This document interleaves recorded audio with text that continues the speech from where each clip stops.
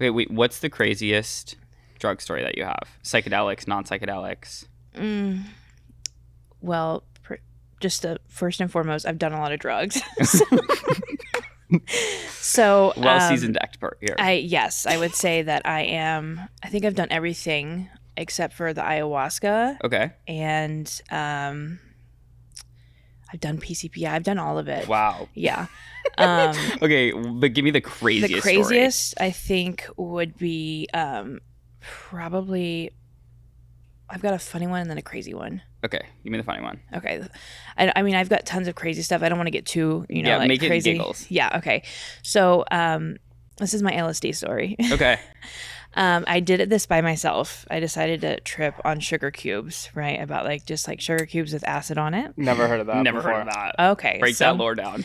So there's a couple ways you could put acid either on paper or sugar cubes. It just needs to be in something that you can dissolve, right? Okay. Okay. So I buy these sugar cubes. First of all, where do you find? Are you on Reddit being sugar cube x LSD? Weird. I found this on Craigslist. Even better. I did find it on Craigslist. Okay. That's where I think I found most of my drugs. Okay. So are you Googling LSD sugar cubes? No, Craigslist? there's keywords, secret code words. Okay. What was the code word for sugar cube LSD? I think it's God, I haven't done it in so long. But there are certain things that you could type in party favors, tickets. Okay. Mm-hmm. They're called tickets, right? So for meth, it's Tina Turner tickets. That's Shout one. out Tina. Yeah, Tina Turner. From the Fairly Odd Parents? Tina Turner is a very popular musician. Who died of drugs. Oh, I thought you were talking about... Not Timmy Turner. Easily confused. I can see where you get confused. If I didn't know, I probably would too. And then okay, so Tina Turner tickets. If you're looking for cocaine, it's girl, white, Snow White, right? 365, Party Girl. But right, so there's a bunch of different ones, right? Yeah. So the sugar cubes, I decided I'm gonna trip by myself in bed, just kind of have a fun experience. Well, I take it starts kicking in. It's a good feel, right? I'm vibing, right? And I'm I'm going to get in the shower. That sounds like the best place to go right now. So I'm in this really beautiful house that I was renting, right? Not the whole house, but I was renting a room there. And there's a beautiful bathroom. And I go into the bathroom. And have you guys ever seen those organic soaps? Yeah. They make the soaps, the homemade organic soaps. Okay. Yeah. I think so. Yeah. Etsy vibes. Yeah. And they're they make these soap bars. Okay. And they've got different cool things in them. Here's some olive oil, or you know what I mean? I don't know what it is. Oil, yeah. But there was one in there and it was brown. And I was this is so cool. It's organic. I'm connecting with nature, right? And I start rubbing it on my body and I look down and I can't tell if it's poop or if it's soap. So I look down at my body. There's these brown streaks all over my body. What? And I'm literally having a meltdown this is poop. I'm rubbing shit on me right now. I didn't, and then I kept smelling it to confirm whether it was soap. It was soap. Okay. But just in my mind, my drug mind, Your LSD my LSD trip, mind. I was I literally thought I was and eventually I was just fuck it, let's just rub this poop off. I'm getting peanut butter baby, but with feces. Ooh. 2 girls, but only 1 bar of soap. Yeah. One girl, one bar of soap. Yeah. That's exactly what it was. That was probably the most ridiculous and safest, funniest drug story I had. Wow. The safest. Did you ever realize if it was shit or soap? It was soap. Okay. Eventually Yeah. I came to and I was oh, this is soap. Yeah, you know what I smelled it. mean? You were Yeah. nice. But there was I was tug of war in my mind. If it's Yeah. poop, what do I do? If it's soap, I'm cool. But I just kept going back and Could be forth. shit. I was ooh, I should have done this, So then I start going to a bad place and Yeah. I'm if it's poop, just write it out. Yeah. Mm-hmm. What if it's not your poop? So yeah, that was What about you? What's your Mine was, I think, my first psychedelic experience. Mm-hmm. It was with ayahuasca. For your first one. My first one was ayahuasca. Wow. And I read an article on That's the crazy. New York Times. Elon Musk did it. So I was if Elon did it, then I got to do it, And I was with a friend. It was a friend that I recently met. He was the ceremony is in San Diego. So I'm in LA at this point. I was like, okay, yeah, we'll take a 2-hour drive down. You know, we'll hang out at the coast, do some ayahuasca, hopefully get some good insights, come back. Yeah. We're in San Diego, and we somehow take a left turn, and we're hitting the mountains. I mean, he has a Jeep, and we are on 4-wheel drive up and down. And at this point, my heart starts to sink a little bit, like, where am I and where am I going? We open up the door with a last party there. I look around, and everyone is in all white. Oh, no. I'm in black. Head to toe black. Didn't get the memo at all. So, Like, I didn't tell you, like, hey, we've got to wear all white to this thing? Nothing. Like, walking in as a black sheep. And then the first person introduces themselves, and they go, hi, I'm Bear Heart. Bear Heart. Bear Heart. And Did you I'm ask like, him if that was his real name? No, I go, I am Elijah, but should I say Red Fox to everybody else? Like, I didn't get code names or gamer tags. And I'm like, this is new for me. You know, I've never done this before. You know, I'm very far away from sugar, Cuban LSD on Craigslist, right? Yeah. So I'm not in my comfort zone. So we go in, and they have a seat for me, and the person that is sitting next to me is wearing an actual bear on his head. Oh, no. Not Bear Heart. Okay. But, So, like, furries right now. Bear head. yeah, but think more on, like, furries, but, like, out in the wilderness, like an actual bear head. Oh, not, like, the whole helmet, just the Okay. head. And I sit next to the guy, and I'm Was like, James Franco there? yeah, that's the vibe it gave. Kind Yeah. of like Jared Leto, Yeah. you know? Maybe like Russell Brand's pulling up. Yes. Okay. Totally, that's the vibe. Oh, man. And it's like all these like LA people. So I sit down, they're starting like their tribal music, and I'm like, okay, I'm in this, like I'm just gonna do it. And we walk up to the shaman, and it's in Dixie cups, like literally like little tiny Dixie cups. And she goes, how much do you want? And I'm like, I don't know, this is my first time. And she's like, Mama's telling me we need a heavy pour. And I'm like, who is Mama? She's like, Mama ayahuasca, glug, glug, glug, glug, glug. And I'm like, okay, we're here, we're doing this, you know, we're out in San Diego, and I am so out of my comfort zone at this point. I go sit back down with my little cup, and I'm staring at it, and I'm like, if I'm gonna leave, this net is now the time to leave. But it's like, if Elon Musk did it, you could fucking do it. You're doing it. So I like shoot it back. We sit down, and when you take ayahuasca, everyone purges. So that means that you're either vomiting or shitting. I'm about to say, how did it taste? It tasted like ground up dirt. In the best way possible. It wasn't terrible, but it was just like it's like a green juice. You just shoot it back, and you're not like enjoying it. So then the tribal music starts to play, and you start to hear like a cacophony of like, and they gave you like you in the little dark? puke buckets, completely in the dark. Oh, Tribal no. music. And I am like, okay, just let it happen, let it happen. And now everyone's purging, and at this point, I'm like, I want to go home. Of course. Get me out of here. Get me out of here. So I walk, like get up and walk outside and start to like ground myself. Is it dark outside at this Dark point? outside. It's like 9:30 God. p.m. Phone's in the car. I'm No locked in. reception. No reception. I mean, we're in the booties of fucking San Diego. And all these people are starting to really start to trip out. Mm-hmm. And in this moment, I'm like, I am not going to let this medicine hit me. I'm not going to let this psychedelic affect me. Wow. So I like ground down and like literally just taking deep breaths as everyone starts to like make all these noises, all these sounds are coming. The shaman comes outside, and she's like, calm down, it's going to be okay. And like full East Coast mode goes in, and I'm like, don't fucking touch me. Do not touch me. Yeah. What did I just put in my body? And how do I get it out? She's Yeah. like, Mama is inside of you, and she's going to be inside of you all night. And I'm like, get Mama out, eject the button. And she was like, it's going to be okay. And I was like, is anyone sober here? I want to talk to someone that's sober. And she's like, Mama's in all of us. They didn't have like a sober companion, Nope. like And in that moment, watch. we were out. Mama's in. Mama is in all of Everyone's us. It flying sounds high. really like if I. It's culty. Yeah, that. Culty. And if I were like, did you pay for it? Yeah. I think it's like $400 or $500. How much did you pay for it? 400 or 500. How many people were there?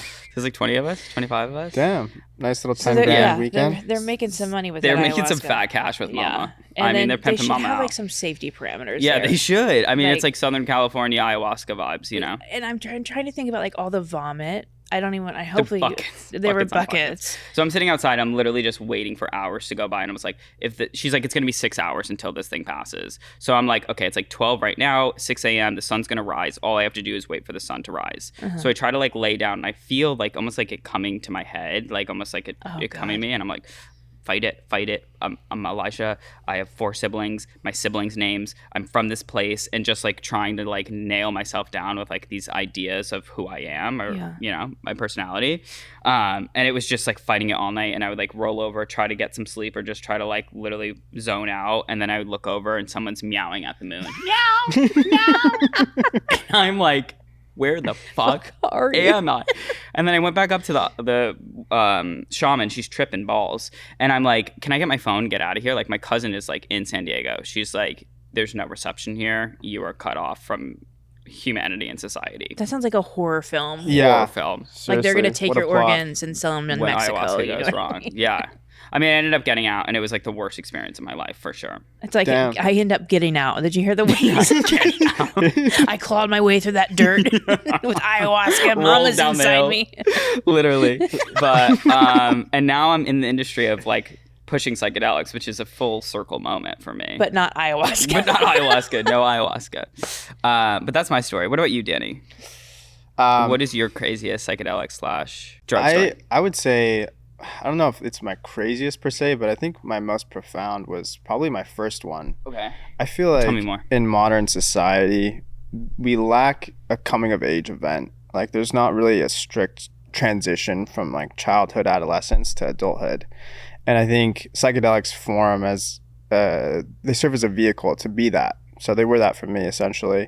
The first time I did psychedelics, I went to the mountains with my friends for like 5 days, and we camped next to this lake up in Salt Lake City, and we were all cliff jumping, and one of my friends brought a bunch of mushrooms, and I had never done anything, like maybe smoked weed a couple of times, but one of the mornings, we were there for like 4 or 5 days, he slabs like a good amount of mushrooms, like enough to fill up like a Pop-Tart sandwich. What's a Pop-Tart sandwich? So it's, How do you? Why are you? Your analogy is a Pop-Tart sandwich. no, because like I took them in a Pop-Tart sandwich. What does is that mean, a Pop-Tart sandwich? So every Pop-Tart comes with 2 Pop-Tarts, So right? you Yeah. make it into a sandwich. Yeah, so like it filled up like the entire like surface area of the Pop-Tart. You didn't put it in a Pop-Tart wrapper. No, I just put it in between the 2 Pop-Tarts. So you took the Pop-Tarts out.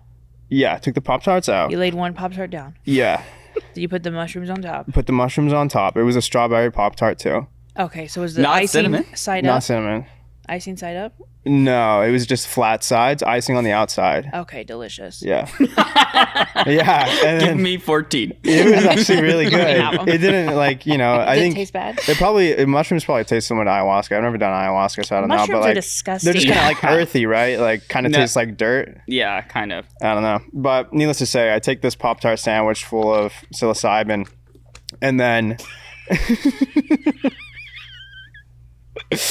Kellogg's everyone's would like, love let's go this. cliff jumping. And I'm like starting to, Cliff jumping? yeah, because we were at this lake called Lake Mary up at Brighton Ski Resort, up Big Collinwood Canyon in Utah. It's beautiful, like these immense mountains. You're from Utah, right? Yeah, from Utah, born and raised. But aren't they Mormon there? Yeah, like, I'm how about are to they say, are doing you Mormon? psychedelics? You're Yeah, Mormon. so I like probably at junior high, 13, 14, I made the transition from like my Mormon core friends to like, I guess like the bad kids. And Are they Mormon? The bad Yeah, kids break Mormon?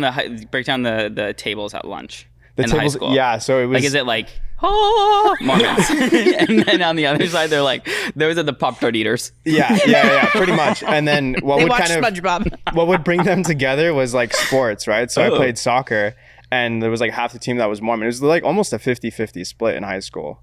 Like Mormons and then non-Mormons. And are all the non-Mormons like doing crazy drugs and drinking and all that stuff? Yeah, I think because of the repression, they're like, they even doubled down. Like a lot of the non-Mormons are ex-Mormons, right? And so that means that they've kind of had this dogma shoved down their throats since like they were children. And then when they switch, they switch, you know, they go Right. all out. So Pop-Tart eating cliff Yeah. jumpers. yeah, exactly. So I was like 15 at the time. How do Mormons get drugs? That's a good question. How do Mormons get drugs? Is it also on Craigslist? No, Timmy we Turner? definitely Tina didn't Turner? get Probably them. came from Craigslist.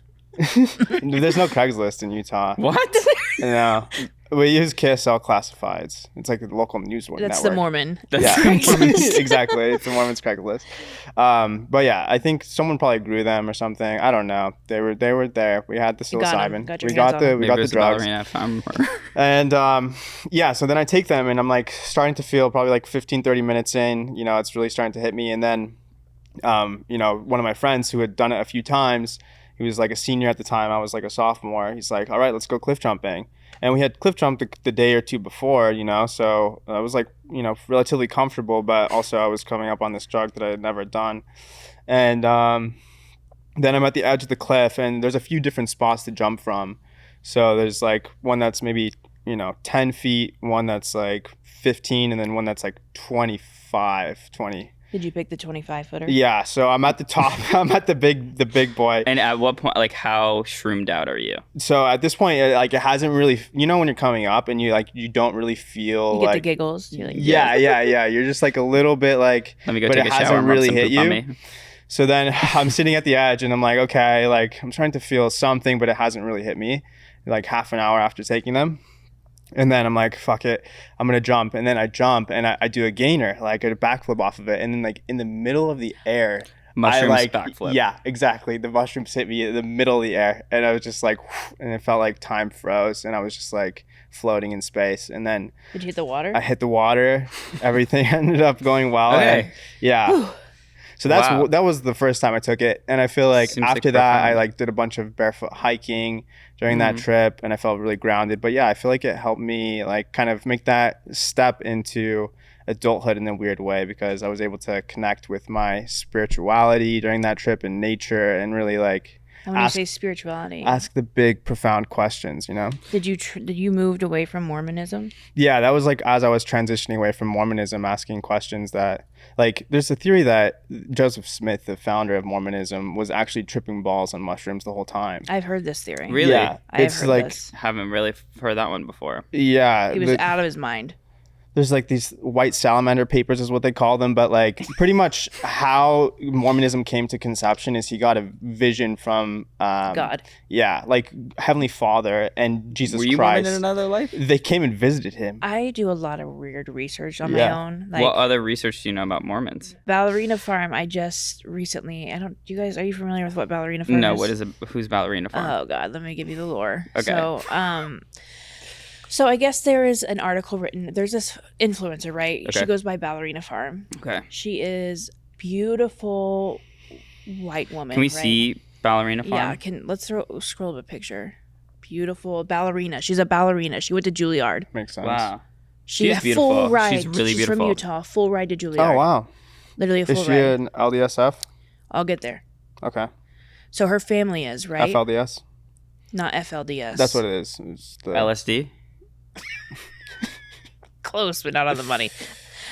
So she went to Juilliard. She's a beautiful ballerina, and basically this man that is also a Mormon like fell in love with her and was like, I want to marry you. And she's like, no, I'm at Juilliard, like I'm going to be a I'm gonna be ballerina. a ballerina. And I guess she was taking a flight from Utah back to New York, and his father owns JetBlue, so he's like a billionaire, Okay. right? So he's got lots of money, and he found out she was on this plane and made a call, got on the plane next to her, and was like, I want you to marry me. And I feel like that's illegal. Like for him If to you like have call that in and be like, money- hey daddy, I need C13F. I'm sure they made Get it me happen 13F. because that's what The love of my life is 13E. Yeah. Like that's crazy. That's what the Okay, story it's is, setting right? itself up for not really. Okay, continue. Right. So she's like, well, let's push it off. And he's like, no, if we don't get married in a year, like it can't happen. So they get married. Oh, She's the first person at Juilliard to be pregnant and finish. She gets Really? pregnant. So she gets pregnant, and her dream, right, is to become a ballerina and live in New York City. well now she's pregnant. So how's that gonna work? So she goes back to Utah. They now have 8 kids. Is it 6 kids? 8 kids. 8 kids. She's Wow. 35, I think. a true Mormon. 8 kids. She looks They- great with 8 kids.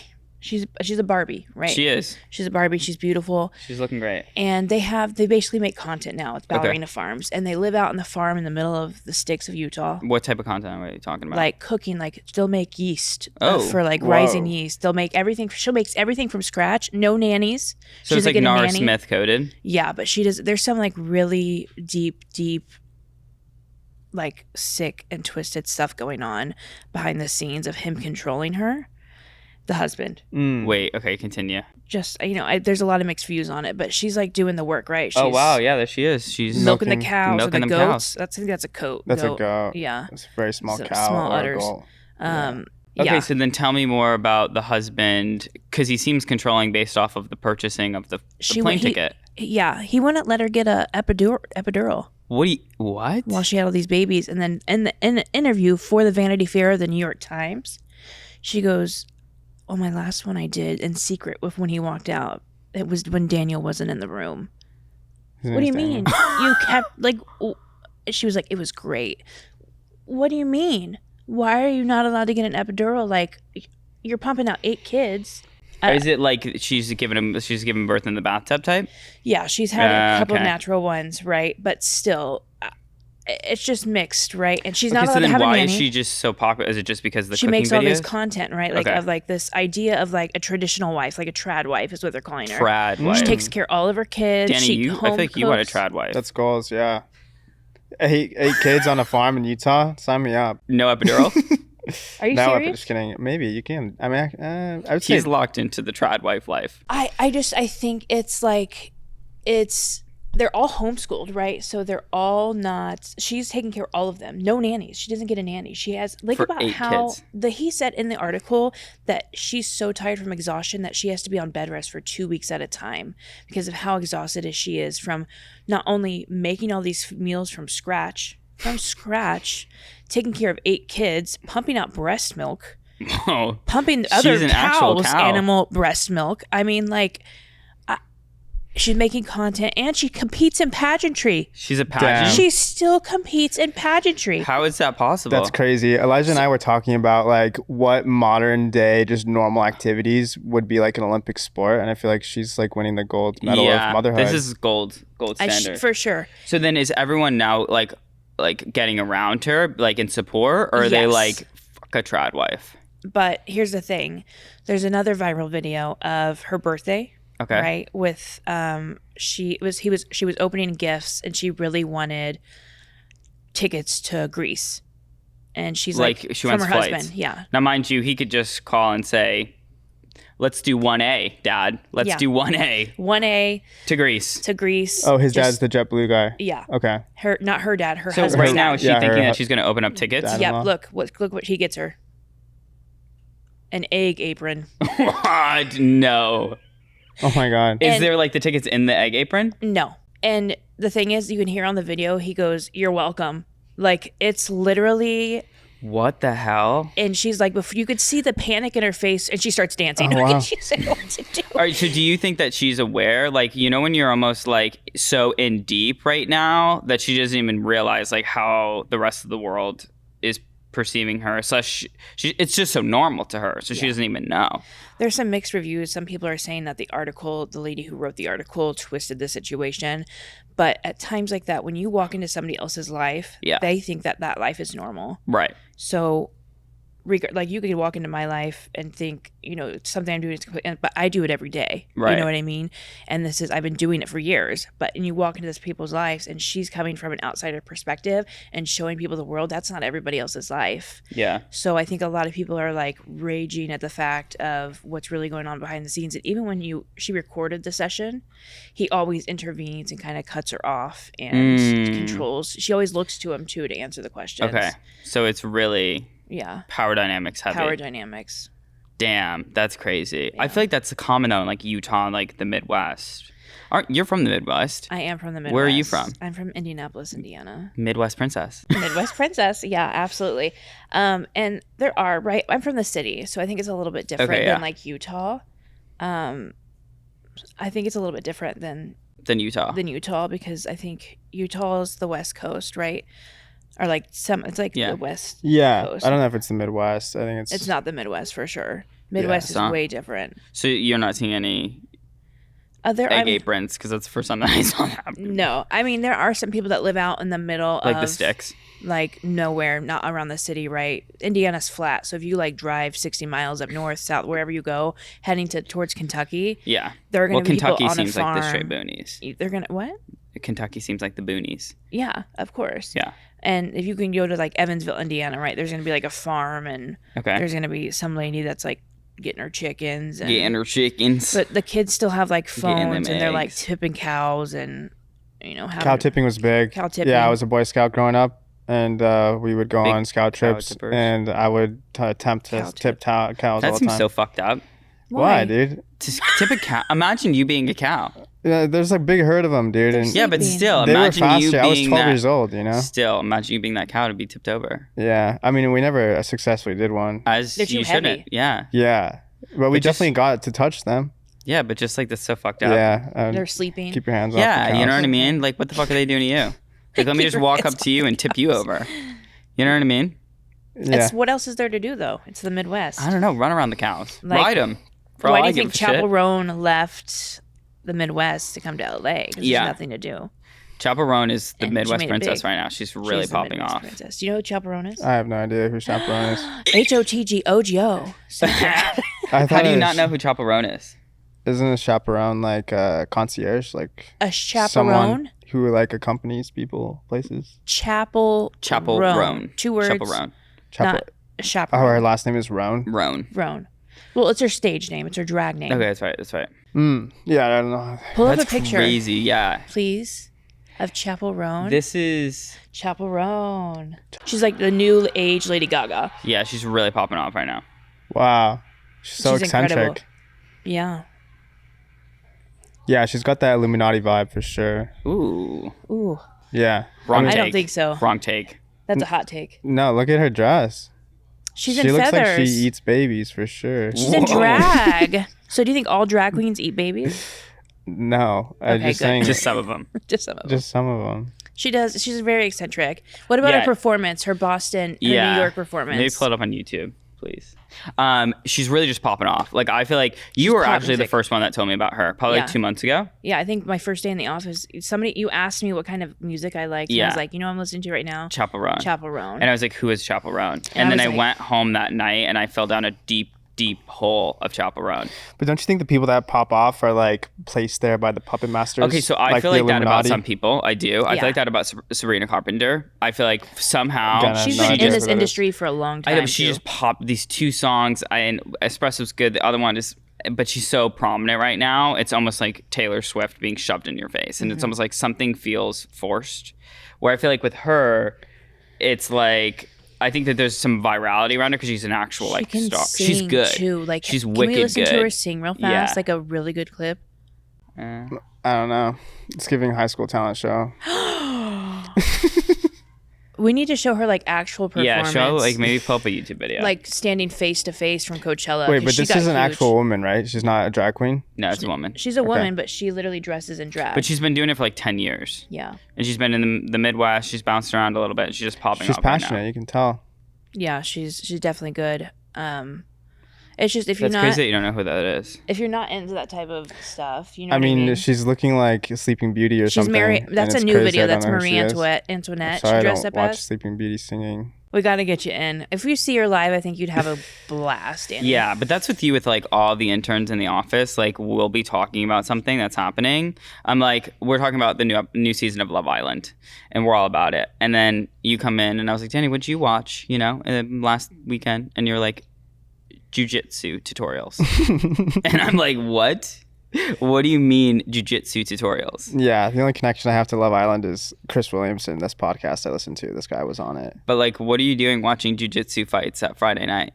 Like tutorials. Because then on Saturday morning I go to jiu-jitsu and I get to Americana someone in this weird way that I never knew.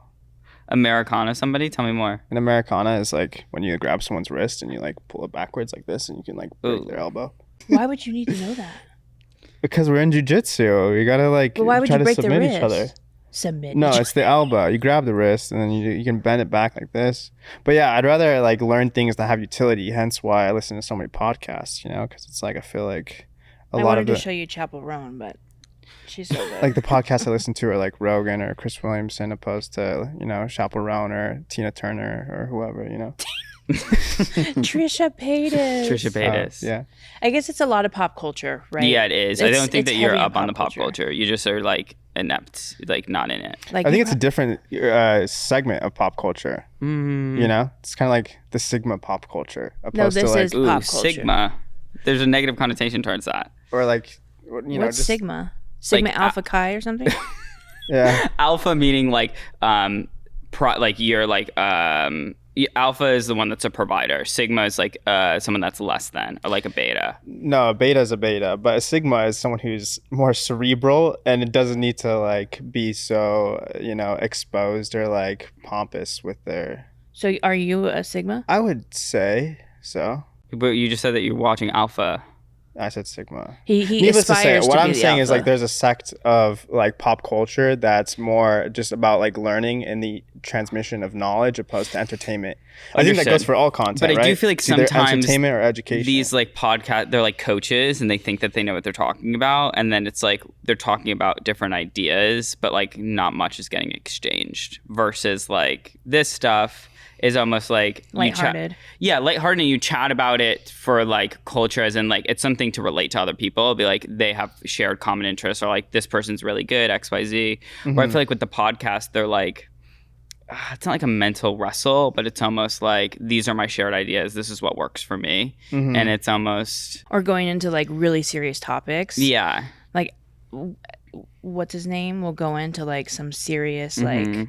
They're trafficking children, you know what I mean? Like the Epstein Island, like what's going on over there, all that kind of like really heavy stuff. Yeah. Where if I watch too much of that stuff, I feel it. I feel so heavy and I get entangled in that world. Yeah, I don't know. I think I'd rather talk about ideas than people, if that makes sense. Yeah. I'm on the other side of that line. Yeah, that's fair.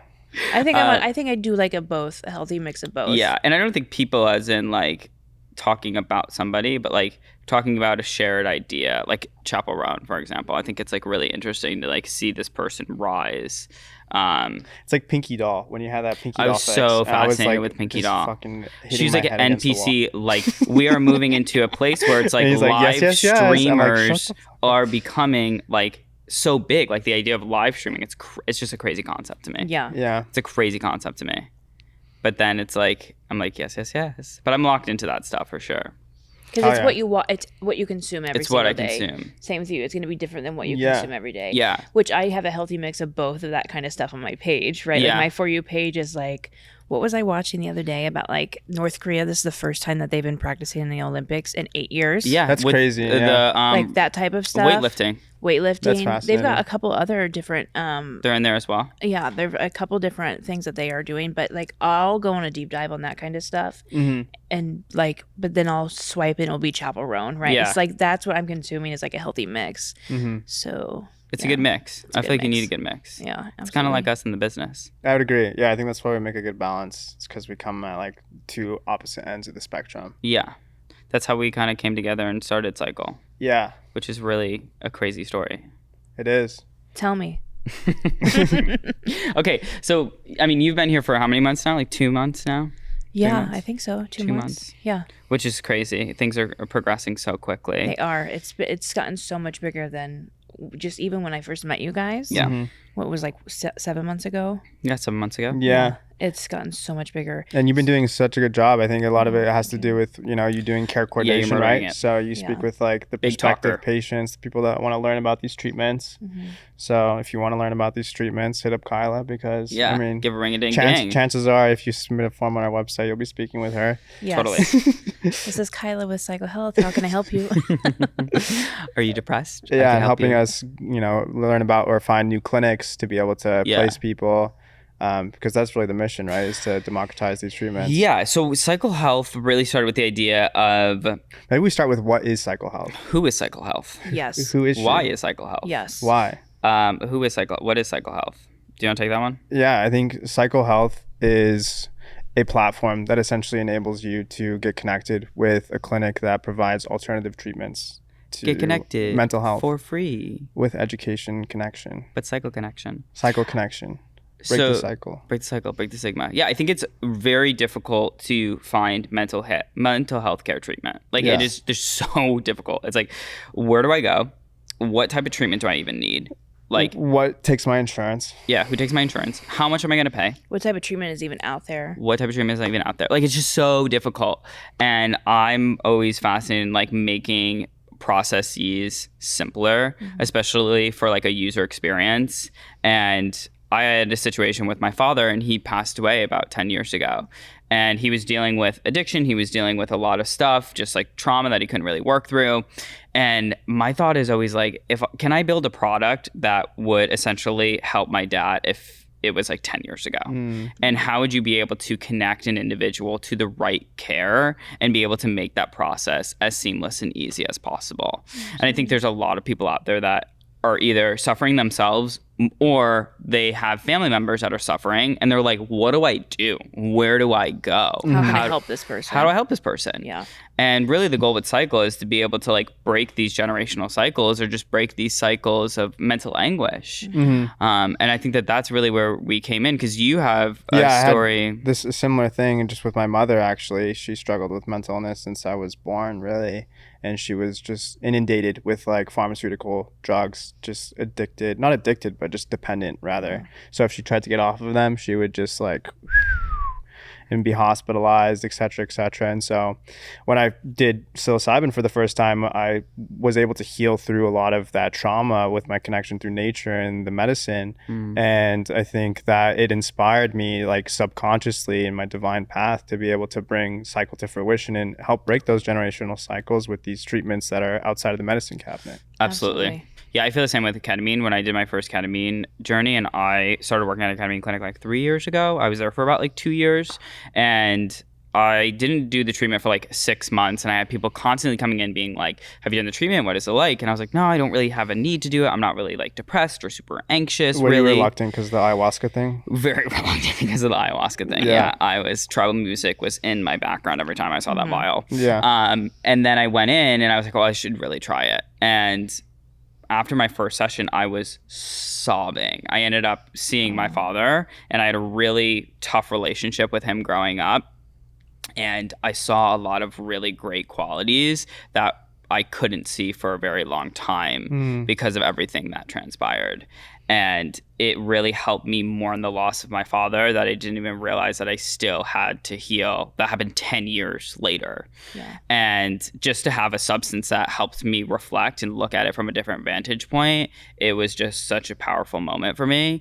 And I feel like even if you're not extremely anxious or extremely depressed, like you could still have a lot of underlying things that maybe don't really surface unless you have like a very strong trigger, but they're still present, they're still there. Right. So being able to really like work through some of those things is really important. And I think the idea is like we're the first generation to really like break these generational cycles. Like as in, I think our generation, Gen Z, is like looking at Big Pharma, the current system, even our own problems. Like we're like, so let me trauma dump. Yeah. You know?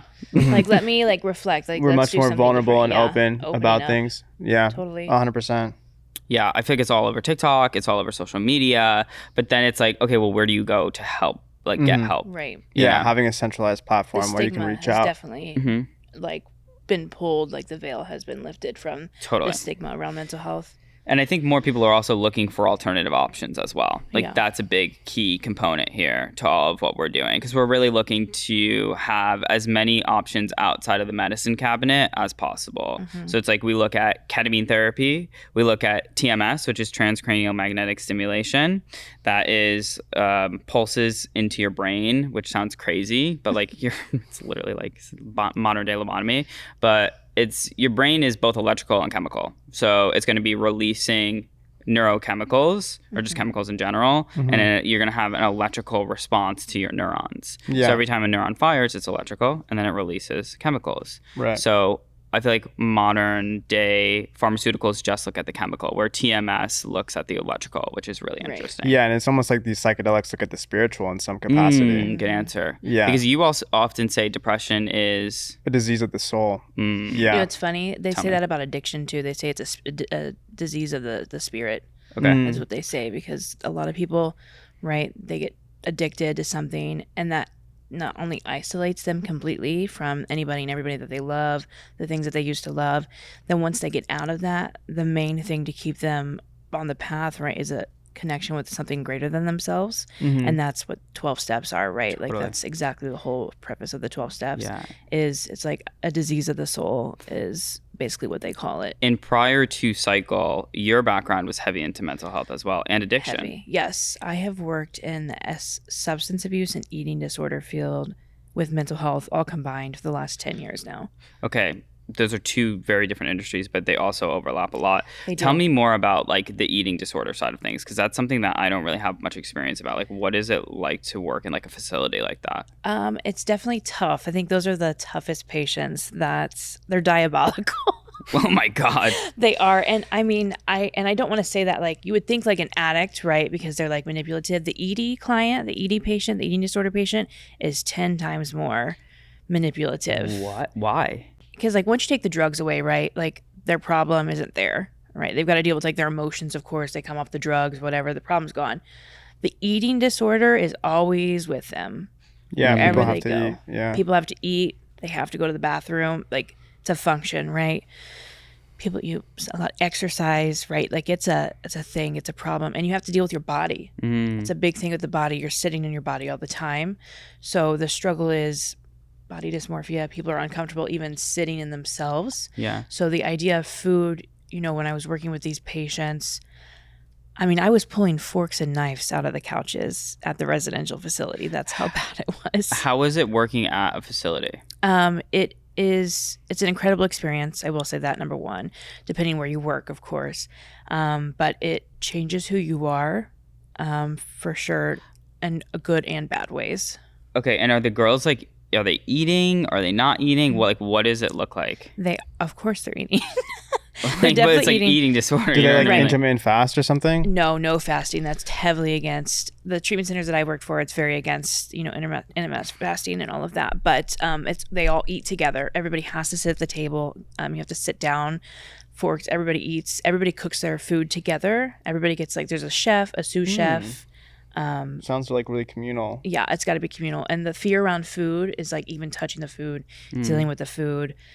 There's a fear around that as well. So once it's done, we all sit down. Everybody has to sit at the table for at least 45 minutes. Everybody has to finish. If you don't finish, that's okay. Can't go to the bathroom for an hour after you eat. Because obviously bulimia. Oh. And there's snacks in between the I was meals. like, how can they digest so quickly? Yeah, I think regardless of what it is, whether it's, you know, food, drugs, etc., it's like if you have something that you're constantly fixated on beyond the betterment of yourself, like you're in bad shape, you know? Yeah. Like that's where I think these substances come in, is just being able to shake the snow globe, if you will, you know, we love a shake of the snow globe, and be able to reframe your paradigm so that way you're more aligned spiritually. And that's why I'm so driven and just dedicated to this mission. And thanks to, you know, you guys being on the journey, it's been You guys are great. doing incredible I'm things. glad we're here. Yeah. You And really the goal are. is really to help as many people. Like right now, it's a lot of like the ketamine and the TMS, and we have a few other modalities that we work with. But then it's like addiction, and it's like eating disorders, and it's like where do you even go to find this centralized information? Yeah, this is just the beginning. Yeah, to be a centralized place. So it's really, this podcast is also to like talk shit about people and ideas.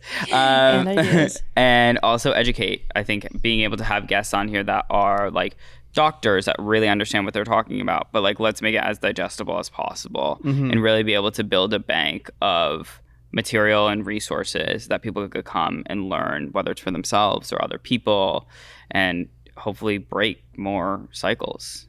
Let's do it. Doing great things.